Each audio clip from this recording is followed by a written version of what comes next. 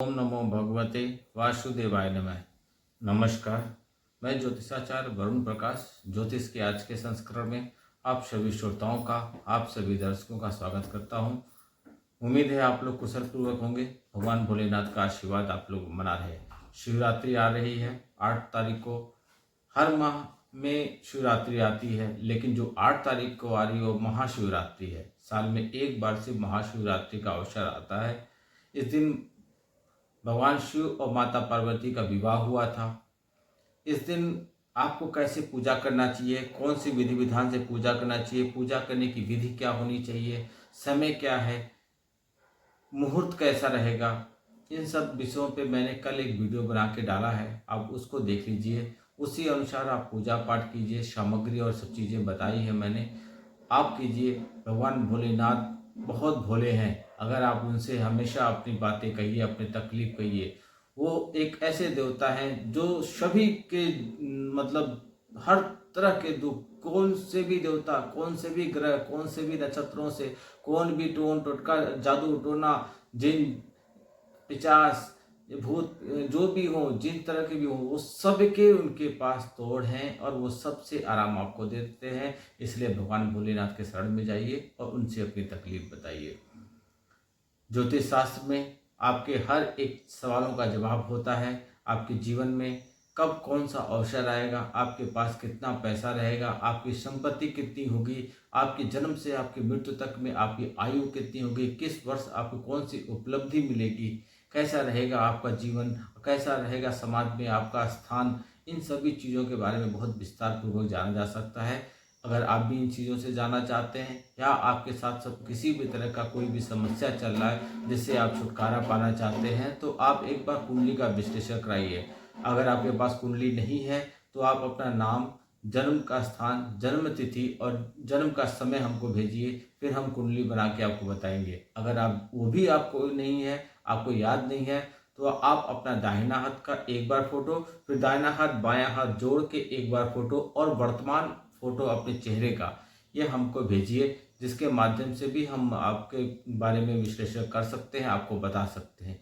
जीवन में जो भी समस्याएं चल रही हैं उसको लंबा मत होने दीजिए। समस्याएं अगर हैं तो बहुत लंबा करने पे वो समस्याएं गंभीर हो जाती हैं और उसका उपाय भी या उसका समाधान करने में भी समय जाता है। इसलिए शुरुआती जब आपको कुछ लक्षण दिखे तो उसी समय आप तुरंत सलाह लीजिए, ज्योतिष से उपाय कराइए और उपाय करने के बाद आपको तरह तरह की चीज़ें, जो भी समस्याएं हैं, उन चीज़ों से आप मुक्त हो जाएंगे।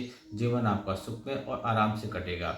इसलिए समय व्यर्थ मत कीजिए, घाव को बड़ा मत होने दीजिए, तकलीफ को बड़ा मत होने दीजिए। हमारे कार्यालय में कुंडली का विश्लेषण कराने का एक बहुत मामूली सा शुल्क है, जिसको हम लेके और आपके लिए बहुत कुछ अनुष्ठान कराते हैं, बहुत कुछ ऐसे पूजा पाठ भी कराते हैं, बहुत ऐसे उपाय बताते हैं और कुछ ऐसे कारण होते हैं जो आपके साथ है, जो हो सकता हो आप न उसका उपाय कर पाए, हमारे कार्यालय से वो उपाय करके दिए भी जाते हैं। इसलिए आप देर मत कीजिए। आज मैं बात करूंगा मकर राशि के बारे में। मकर राशि के लोगों का 2024 कैसा रहेगा। देखिए, मकर राशि के जातकों, वैदिक ज्योतिष पर आधारित यह एक बहुत अनोखी पहल है, जिसके माध्यम से आप अपने जीवन में भविष्य में आने वाली किसी भी परेशानी के बारे में पहले से ही जान सकते हैं। कैसे? वह कैसे होगा? वह ऐसे, क्योंकि वहाँ आपके जीवन में महत्वपूर्ण पहलुओं पर आधारित सबसे सटीक भविष्यवाणी से आपके लिए आपके भविष्य का एक आईना पेश किया जा रहा है। ऐसे में भविष्यवाणियों और यहाँ दिए गए सरल ज्योतिषीय उपाय से आप आने वाले कल को और भी बेहतर, यादगार और शुभ बना सकते हैं। तो आइए हम जानते हैं 2024 में मकर राशि वालों को कैसा रहेगा। हम उम्मीद करते हैं इस वीडियो की मदद से इस साल आप नए पैमाने तय करेंगे और जिंदगी में किसी भी प्रकार का जोखिम लेने से पहले एक बार ज्योतिषी सलाह जरूर लेंगे, क्योंकि बाद में पछताने से अच्छा है कि आप जानकारी अनुसार पहले ही सतर्क रहें। मकर राशि 2024 और जाने भविष्य फल व उनकी समस्याओं को दूर करने का विशेष ज्योतिषी उपाय। यकीन मानिए, हमारे बताए गए उपायों से आपका आने वाला साल न केवल बहुत सुख शांति से होगा, बल्कि आप जीवन में खुशियों से भरपूर होगा। यह इसलिए आप यह वीडियो को अंत तक देखिए। जो भी उपाय आपको कार्यक्रम के लास्ट में बताया जा रहा है वह जरूर कीजिए। इस राशिफल को विशेष तौर से मकर राशि वालों को के लिए तैयार किया गया है, जिसके माध्यम से आप यह जान सकते हैं कि आने वाला साल आपके लिए या 2024 आपके लिए क्या कुछ लेकर आएगा और आपके जीवन में किस तरह से बदलाव लेके आएगा, आपको किस तरह से बदलाव का सामना करना पड़ेगा। इसके अलावा यह साल आपके जीवन के विभिन्न आयाम जैसे करियर, व्यापार, प्रेम, दाम्पत्य जीवन, शिक्षा, धन, स्वास्थ्य आदि सभी चीज़ों के बारे में बताया जाएगा। जिन क्षेत्रों में आपको तरक्की मिलेगी, किन क्षेत्रों में आपको परेशानी से जूझना पड़ेगा, इन सभी चीज़ों के बारे में बताऊंगा। ऐसे में आप अपना बेहतर भविष्य का निर्माण कर सकेंगे। हालांकि आपके जो भी सवाल हैं उसका जवाब पाने के लिए आप हमारे कमेंट बॉक्स में लिखिएगा या हमसे हमारे दिए गए हुए व्हाट्सएप नंबर पर संपर्क कीजिए, आपको तुरंत समाधान दिया जाएगा। सिर्फ इतना ही नहीं बताऊंगा, और भी बताऊंगा कि इस दौरान कौन कौन सा ऐसा समय आने वाले हैं जिससे आपको कोई संपत्ति खरीदने का अवसर मिलेगा या कोई आप गाड़ी खरीदना चाहते हैं, या कौन सा समय आपके लिए प्रतिकूल रहेगा। यह सब जानने के लिए आपको काफ़ी कुछ सफलता मिलेगी। वीडियो को आगे बढ़ाने से पहले यह बता दूं, यह मकर राशि पर आपके चंद्र राशि पर आधारित है। यदि आपका नाम चंद्र राशि आपके पे है या आप का नाम राशि पे आधारित है, यदि जन्म के समय चंद्रमा आपकी कुंडली में कुंभ राशि में स्थित है तो यह राशि पर आपके लिए ही है। तो आइए चलिए कार्यक्रम को आगे बढ़ाते हैं। पहले मैं सारांश बता देता हूँ, फिर एक एक सब्जेक्ट पे विस्तार पूर्वक बताऊंगा और बाद में कार्यक्रम के अंत में उपाय बताऊंगा। उपाय आप अवश्य किया कीजिए। मकर राशि के जातकों के लिए वर्ष की शुरुआत से ही शनि महाराज, जो कि आपके धन भाव यानी द्वितीय भाव के स्वामी हैं, अब अपने द्वितीय भाव की राशि में ही विराजमान रहेंगे और आपकी आर्थिक स्थिति को मजबूत बनाएंगे। आपको किसी भी चुनौती से हारने नहीं देंगे और आपके लिए खुद आगे खड़े रहेंगे। आपको धन प्राप्ति की समस्या नहीं होगी। गुरु बृहस्पति 1 मई तक आपके चतुर्थ भाव में रहकर पारिवारिक जीवन को खुशहाल बनाएंगे और आपके करियर में भी उन्नति देंगे। वहीं 1 मई से आपके पंचम भाव में जाकर संतान सुख देंगे। प्रेम संबंधों में आपकी प्रगाढ़ता आएगी और आपकी आमदनी में अच्छा खासा उछाल देखने को मिलेगा। राहु महाराज पूरे वर्ष आपके तृतीय भाव में रहकर आपको पराक्रमी बनाएंगे। इससे व्यापार में आप अनेक तरह की जोखिम ले सकेंगे, लेकिन ध्यान रखिएगा, आप अपनी तरफ जो भी प्रयास करेंगे उसमें जीवन में सफलता प्राप्त करने के लिए आपको थोड़ा विचार विमर्श करके ही करना है। आपकी छोटी मोटी यात्राएं होंगी जो आपको बहुत प्रसन्नचित रखेंगी। द्वितीय भाव में शनि के होने से आप कुटुंब में अन्य लोगों को आपको सम्मान की दृष्टि से देखेंगे। इस वर्ष आप अपने जीवन में विशेष क्षेत्रों में अच्छी खासी उन्नति करेंगे, जिस पर आपको और आपके परिवार को आपको पर गर्व होगा। अपने क्रोध और अपने स्वास्थ्य का आपको विशेष ध्यान देना पड़ेगा। अब मैं एक एक सब्जेक्ट पे बताऊंगा। सबसे पहले प्रेम।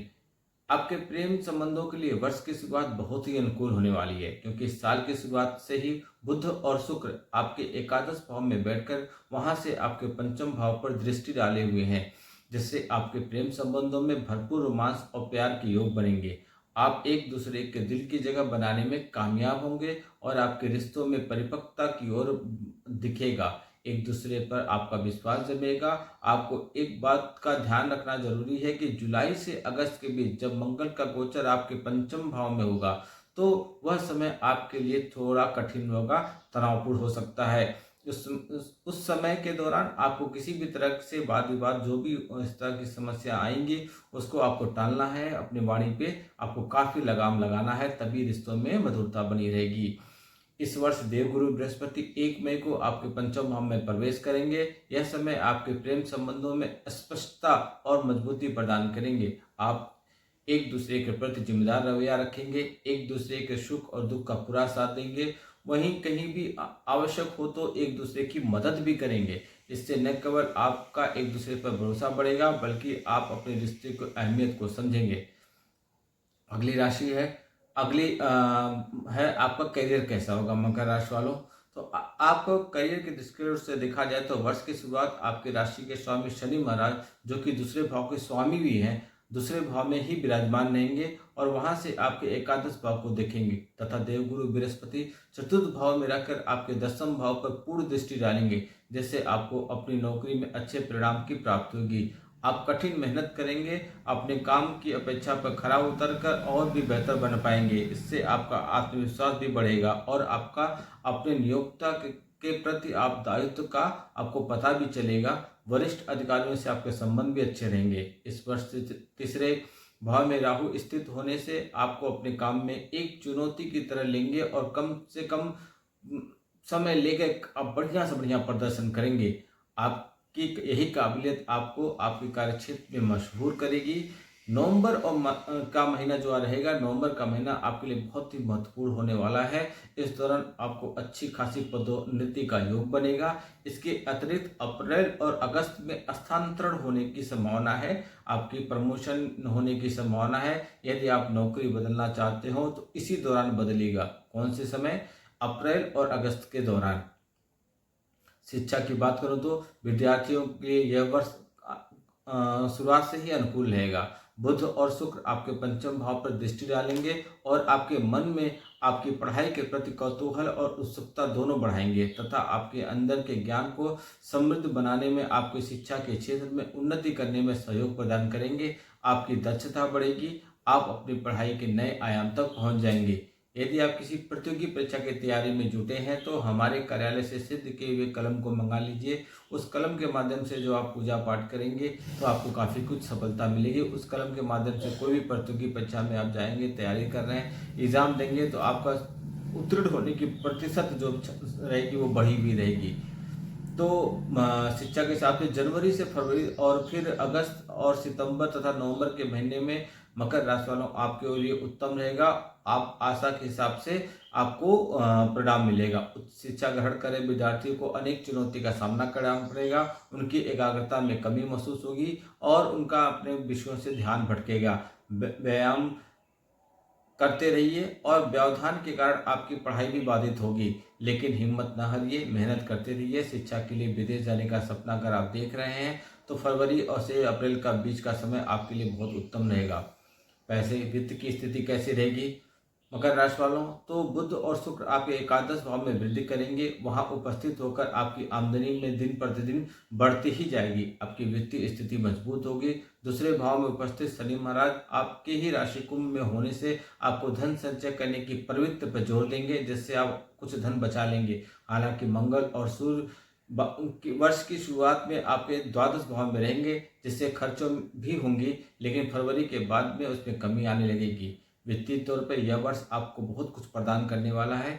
1 मई को बृहस्पति महाराज चतुर्थ भाव से निकलकर पंचम भाव में प्रवेश करेंगे और वहां से आपके नवम भाव, एकादश भाव और आपके प्रथम भाव अर्थात आपकी राशि को देखेंगे, जिससे आपकी आर्थिक स्थिति और आपका खर्च दोनों के बीच में आप संतुलन बनाने में बहुत कामयाब होंगे, संतुलन बहुत अच्छा बना लेंगे। मकर राशि का मैं आपको बताऊं तो उनका व्यापार कैसा रहेगा। जो लोग व्यवसाय कर रहे हैं मकर राशि वालों, यह वर्ष निश्चित परिणाम लेकर आएगा।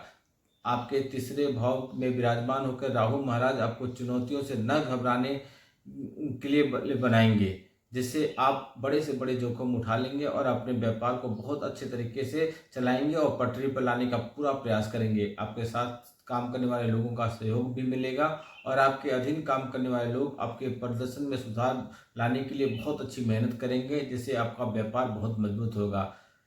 जनवरी और फरवरी के महीने में आपको विदेशी माध्यम से व्यापार को विस्तार करने का मौका मिलेगा। यह वर्ष आपको व्यापार से अच्छी खासी उन्नति देखने को मिलेगी। आप जोखिम लेने वाली प्रवृत्ति जो आपकी है उसको कुछ समय के लिए टाल दीजिए तो आपके लिए अच्छा रहेगा। धन की स्थिति कैसी रहेगी मकर राशि वालों? पैसा सबसे इम्पोर्टेंट चीज है, तो मकर राशि वालों जातकों के लिए आर्थिक तौर पर यह वर्ष काफी अच्छी उन्नति वाला रहेगा। बशर्ते आप अपने खर्चों पर नियंत्रण रखेंगे तो आप काफी अच्छी सेविंग कर ले आएंगे। वर्ष की शुरुआत में ही सूर्य और मंगल आपके द्वादश भाव में रहकर आपके खर्चों को बढ़ाएंगे और इस दौरान आप अपने धन का सदुपयोग नहीं कर पाएंगे और इससे आपको समस्या हो सकती है। बुध और शुक्र की शुरुआत से में आपके एकादश भाव में रहकर आपको अच्छी आमदनी प्रदान करेंगे। आपका आत्मविश्वास भी आपकी आमदनी के साथ साथ बढ़ेगा, जिससे आप कुछ धन को अपने व्यापार में लगाकर उसे आगे बढ़ाने की कोशिश करेंगे और उससे आपको सफलता भी मिलेगी। 1 मई को देवगुरु बृहस्पति पंचम भाव में आ जाएंगे, जहां से वह आपके नवम भाव, प्रथम भाव और एकादश भाव को देखेंगे। इससे आपके धन प्राप्ति के मार्ग में आ रही सारी समस्याएं दूर हो जाएंगी और आर्थिक रूप से आप मजबूत होंगे। यह वर्ष आपको आर्थिक तौर पे बहुत कुछ देने वाला है, बस अपनी ओर आपको तैयार रहना पड़ेगा। भूल कर भी सितंबर में धन का निवेश मत कीजिएगा, इस बात का ध्यान दीजिएगा, अन्यथा आपका धन डूब सकता है। किसी को पैसे देने से पहले आप देखिएगा कि वह मंद न हो, नहीं तो आपको पैसा आने की संभावना भी नहीं रहेगी। स्वास्थ्य के दृष्टिकोण से बात करें तो यह वर्ष आपके लिए ठीक रहेगा, औसत रहेगा। आपके राशि स्वामी पूरे वर्ष आपके द्वितीय भाव में बने रहेंगे, यहाँ अपनी राशि में रहेंगे और आपको शारीरिक रूप से चुनौतियों से बचाएंगे। तीसरे भाव में उपस्थित राहु भी आपको पूरा समय देंगे और आपकी स्वास्थ्य संबंधी समस्याओं को दूर करने में भूमिका निभाएंगे। लेकिन 29 जून से 15 नवंबर के बीच आपको अपने खान पान और रहन सहन इन चीज़ों का बहुत ध्यान देना पड़ेगा। 11 फरवरी से 18 मार्च तक अपनी अस्त अवस्था में रहेंगे कौन? आपके स्वामी, जिससे उनके बल में कमी आएगी। इससे आपके राशि के स्वामी शनि है, 11 से 18 मार्च के बीच अस्त हो जाएंगे। लेकिन वो समय धीरे धीरे खत्म हो रहा है। आपके अंदर उस समय नकारात्मक विचार जन्म लेगी, लेकिन जैसे ही वो उदय हो जाएंगे तो ये सब चीज़ें दूर हो जाएंगी, आपका समय अच्छा हो जाएगा। आपके लिए लकी नंबर है 4 और 8। आपको कुछ उपाय मैं बता रहा हूँ, यह उपाय अवश्य कीजिए। आपको एक उत्तम गुणवत्ता वाला ओपल रत्न शुक्ल पक्ष के शुक्रवार के दिन अपनी अनामिका उंगली में पहनिए। आर्थिक चुनौतियों को दूर करने के लिए आप श्री सूक्त का पाठ प्रतिदिन कीजिए। श्री गणेश जी को आप दुर्वा अर्पित कीजिए। हर दिन नहीं कर सकते तो बुधवार को जरूर दुर्वा अर्पित कीजिए। अपने कार्यों में आ रही बाधा को दूर करने के लिए उनसे मनोकामना मांगिए। आप चाहें तो गणेश चतुर्थी का व्रत भी रख सकते हैं, इससे आपको अनेक मुसीबतों से छुट्टी भी मिल जाएगा। आपके लिए विशेष परिस्थितियों में नीलम रत्न भी धारण किया जा सकता है। इससे आप अपनी मध्यमा उंगली के पंच धातु अथवा अष्ट धातु के में बना के आप उसमें पहन सकते हैं। आप प्रत्येक शनिवार को श्री महाराज दशरथ कृत शनि स्तोत्रम का पाठ कीजिए, यह आपके लिए बहुत उत्तम रहेगा। आपके लिए वृश्चिक के जातक और आपके लिए बहुत अच्छे प्रेम वाले रहेंगे। और तुला और मेष राशि के जातकों से आपका व्यवहार अच्छा नहीं रहेगा, उनसे आपकी दुश्मनी होती रहेगी। यह था मकर राशि वालों के लिए 2024 का सारांश में विश्लेषण। अब देखिए, ये जो विश्लेषण था सारांश में, आप यह पूरे वर्ष में 365 दिन होते हैं। 365 दिन का विश्लेषण एवं हम आधे घंटे या 15 मिनट की वीडियो में नहीं डाल सकते। इसलिए मैं कहता हूं कि जिस तरीके से आपका पारिवारिक डॉक्टर होता है, इसी तरीके से एक पारिवारिक ज्योतिषी भी रखिए, जिसके पास आपका कुंडली हमेशा रहे और जब चाहे तब आप उनसे विचार विमर्श कर सकते हैं, बशर्ते वो बहुत ज़्यादा व्यस्त न हो। आप समय निकाल के या उनके समय के हिसाब से डिस्कस कर सकते हैं। और अपने कुंडली में आने वाले जो भी ग्रह गोचर हैं, समय का स्थान है, ग्रहों का गोचर हो रहा है, उसका प्रभाव कैसा है, कब सावधानी बरतनी है, कब सावधानी नहीं बरतनी है, आसानी से समझ सकते हैं। उस समझने से आपको लाभ क्या होगा कि जो भी मुसीबत आने वाली है या जो भी समस्या आपके साथ खड़ी होने वाली हैं या कोई भी सावधानी बरतनी है, उसके बारे में आप पहले से आगाह हो सकते हैं और उन समस्याओं से आप बच के आसानी से निकल सकते हैं। इसलिए आप देर मत कीजिए। मैं बार बार कह रहा हूँ, समस्याएं सबके साथ हैं और अगर समस्या है तो समाधान है। अगर इस धरती पर किसी ने जन्म लिया है तो समस्याओं जरूर उसके साथ होंगी, बशर्ते हर समस्या का समाधान है। आप बस दिए हुए नंबरों पर संपर्क कीजिए, हमसे अब विचार विमर्श कीजिए। हमारे जो भी छोटी सी सहायता राशि है, हम कुंडली विश्लेषण की राशि है, फीस के रूप में हम लेते हैं, उसको आप दे के हमसे आप जो भी सवाल चाहते हैं वो कर सकते हैं। हमसे आप प्रेडिक्शन ले सकते हैं, क्योंकि हमने बहुत अच्छा अध्ययन करके कई सालों से इन चीज़ों में प्रयास किया है, इन चीज़ों में बहुत अच्छा अध्ययन किया है, करते करते इस अनुभव तक पहुँचे हैं कि आज हमारे द्वारा बताए हुए प्रेडिक्शन 99.99% एकदम सटीक बैठता है और लोग उसका लाभ भी उठा रहे हैं। इसलिए आप भी देर मत कीजिए, शीघ्र संपर्क कीजिए, वीडियो को फॉलो कीजिए, सब्सक्राइब कीजिए, कमेंट बॉक्स में कुछ न कुछ अवश्य लिखिए। आपका लाइक करना, कमेंट बॉक्स में लिखना, आपको ऐसा लगता है कि आप लाइक कर देंगे, कमेंट बॉक्स में कुछ लिखेंगे तो आपका कुछ नुकसान होगा? नहीं, ऐसा कुछ नहीं होगा। आपको कोई एक पॉइंट का भी नुकसान नहीं होगा, बशर्ते आपने जो कोई भी लाइक किया है या कमेंट बॉक्स में कुछ लिखा है। ये हमारे हौसलों को काफ़ी अच्छा बढ़ाता है कि हम अपने सनातन धर्म के और समाज में हो रही कुछ जो लोग कुंडली या ज्योतिष को भूलते जा रहे हैं, उसमें हम कुछ मार्गदर्शन कर पा रहे हैं, समाज में अच्छी दिशा दे पा रहे हैं। तो आप भी कुछ न कुछ अवश्य लिखिएगा। नहीं कुछ लिख सकते कमेंट बॉक्स में तो जय श्री राम लिखिए। आपका दिन शुभ हो, भगवान भोलेनाथ का आशीर्वाद आप पर बना रहे। नमस्कार, जय श्री राम।